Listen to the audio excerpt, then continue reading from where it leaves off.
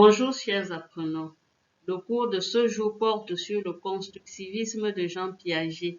Comment le comprendre? De cette théorie, nous comprenons que les apprenants sont des participants actifs de leur éducation. Comme consigne, observe cette image et décris ce que tu vois.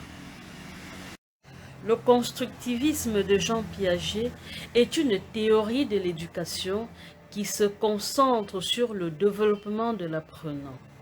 Cette théorie met l'accent sur l'apprentissage par la pratique.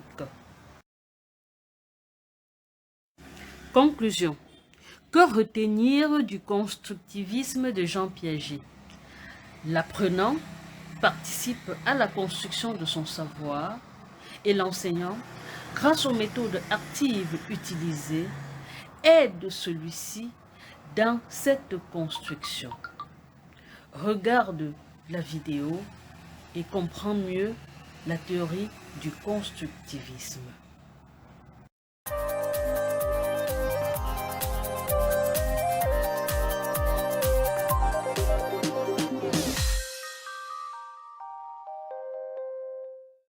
Piaget a commencé biologiste à 11 ans, puis zoologue, philosophe, physicien et enfin psychologue. C'est en voulant chercher un moyen d'étudier les développements des sciences à travers les âges qu'il s'intéressera au développement cognitif de l'enfant, qui pour lui évolue de la même manière. Il parlera de l'enfant épistémologique. Pour mettre en place sa théorie, il utilise une méthodologie expérimentale basée sur l'observation. Pour Piaget, l'intelligence est une modalité d'une fonction plus générale, l'adaptation.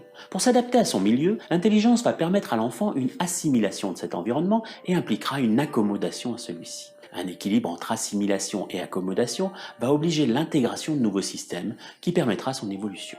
Piaget liste 4 stades. Le stade de l'intelligence sensorimotrice, de l'intelligence préopératoire, des opérations concrètes et enfin des opérations formelles. Chaque stade pourra faire l'objet d'un prochain épisode. La théorie de Piaget ne tient pas compte de l'affectivité. Pour autant, chaque stade cognitif correspond à de nouvelles organisations des conduites affectives. Partagez cet épisode sans modération et à bientôt pour un prochain 60 secondes de psy.